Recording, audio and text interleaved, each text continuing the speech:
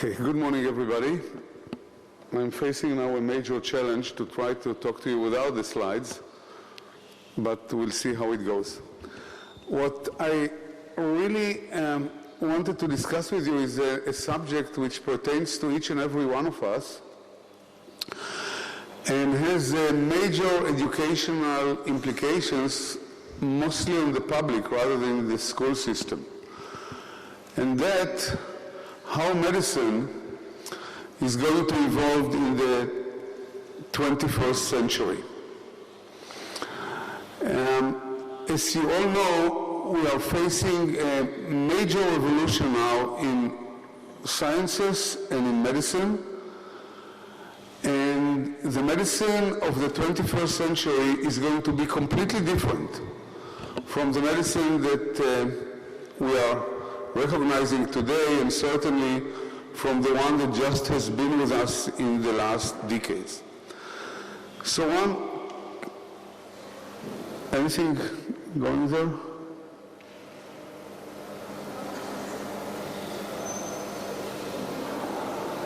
Okay, let's don't lose time. So one of the major questions, which is also a philosophical question, is will medicine and science will be able to cure one day all the diseases? Are we going to live one day in a world that is completely free from diseases? We shall not need physicians anymore. We may not need medical schools anymore in the universities. Now the question is a very interesting one, because we are combating diseases and we are finding cure to diseases. So why not to think that a day will come in which all diseases will disappear from the world? Well, the implications of the questions are numerous. First of all, do we really want it? Do we really want to cure all diseases? And by that, also to extend human life beyond our imagination. Is the world, the planet, that's it, you cannot, okay, sorry for that. I think that this is an old version of Office, and my PowerPoint is a little bit of a more version. So we'll try to get without it. The question is whether the planet, our own planet, is able to carry a growing population beyond a certain limit. Maybe here came the rescue. The current population of the world now is 7 billion people. And with 7 billion people, we are already facing major problems. We are facing energy problem. We are consuming all the conventional sources of energy, the fossil fuel, and we are looking for, scientists are looking very seriously into alternative sources. We are looking into the wind, we are looking into the water, we are looking into nuclear energy, but we just learned from a major disaster that occurred in Japan that nuclear energy can be extremely problematic.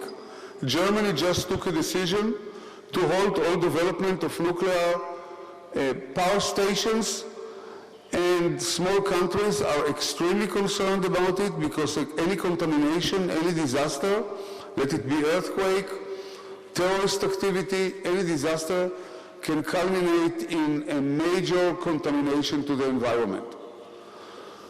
So with 7 billion people, when many of them are still starving, energy is depleted, contamination is skyrocketing, we are already facing major problems.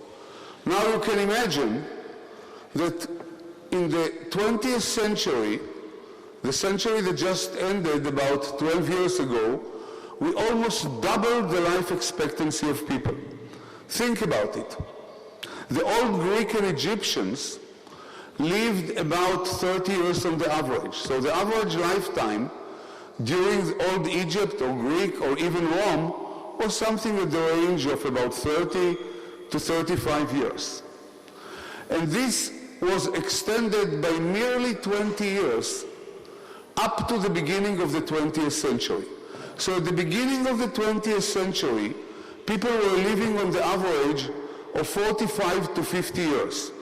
So it took us, or humanity, about 4,000 years to extend human life from about 30 to 50. Along the period of about 100 years, the 20th century, from 1900 to 2000, we were managed by development in science and technology, by understanding food, by developing antibiotics, and by progressing medicine to add additional 30 years to human life. So in 100 years, we managed to get into human life almost more than people managed to do along 4,000 years. Now you can imagine that this curve is still climbing up. And I can tell you, we are climbing up. We haven't stopped. We are extending human life every year. I'm not talking about quality of life. I'm talking about human life. So you can imagine that within the next 100 years, we are going to extend human life by another 10, 20 years or so. And then another 100 years, and we shall extend human life by another 20 years. And you can imagine just by that, how the population of the world is going to look like, and what will be the implications on this planet and its ability to sustain it as an advanced population. So while the desire of each and every one of us is to live, nobody will give you a number because everybody wants to live forever. The desire of each and every one of us is to live healthy for as many years as one can dream of. I'm not sure that this dream is in line with what economists and what leaders are thinking about the planet. So here you have already a philosophical point of collision between our own personal will and what we as scientists, as physicians are doing daily in order to improve life of individual human beings and the interest, the global interest of the world population. So you see, the will to release the world from diseases is not necessarily in line with the ability of Earth to sustain it. Because releasing of humanity from diseases will mean also a huge expansion of human life with expansion of the world population. Again, nobody will ask science and technology to stop. Nobody will ask us to stop studying cancer. Nobody is going to ask us to stop studying neurodegenerative diseases like Parkinson and Alzheimer. Nobody will ever dream of thinking in these lines. However, think about a world in which the average lifespan is not 80 years like now, but 120 years, and 160 years, and 200 years. Think about jobs. Think about retirement. Think about people that are living healthier to about 120 and 150 and 160. This is not a dream. This is a possibility. So let's put this one aside. Now, it's okay?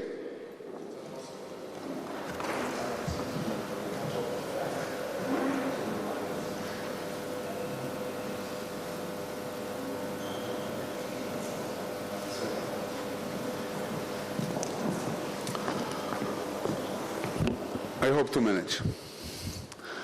Now, let's think about another philosophical aspect of curing all diseases. Think about again the world in 1900, nearly 111 years ago. And think about the big diseases of our times. If we'll ask any person in a developed country, and there are numerous developed countries, and even developing countries are coming in, what are the major problems in health and in diseases in modern world? people will tell you 3 or 4 diseases. They will tell you heart attacks that are really affecting all population. They will certainly tell you cancer, which is a major epidemic. They will tell you diabetes, and they will tell you neurodegeneration. Diseases associated with Alzheimer? No, very rare. Alzheimer's disease is a disease of the 6th and 7th and 8th decades of life.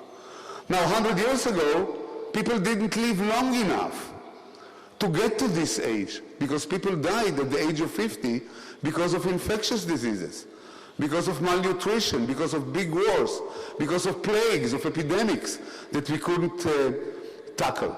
The average lifespan, remember, 100 years ago was merely 50 years. So people didn't get the diseases that are affecting humanity in a vast way nowadays. Therefore, these diseases are relatively new for us. People did die of cancer 100 years ago, but very few. Only those that managed to get to the older age. Most of the people died of simple infection diseases, of epidemics, of wars that kills millions of people. They didn't manage to get heart attack. They didn't manage to get diabetes. They didn't manage to get neurodegeneration. So these are diseases that are new for us. And in many ways, we generated those diseases. How did we generate them? By expanding human life. We found a solution to infectious diseases by antibiotics. We found a solution to technology by developing wonderful imaging techniques. We moved from X-ray, that is also very new. Röntgen got the Nobel Prize in Physics only in 1901. Even X-ray is new to us. But since then, we developed MRI, and we developed CAT scans, and we developed mammographies, and we developed all kinds of wonderful imaging technologies. We developed heart surgery. We developed wonderful hospitals. We understand a lot about nutrition, about risk factors. We understand that to be overweight is not healthy for us.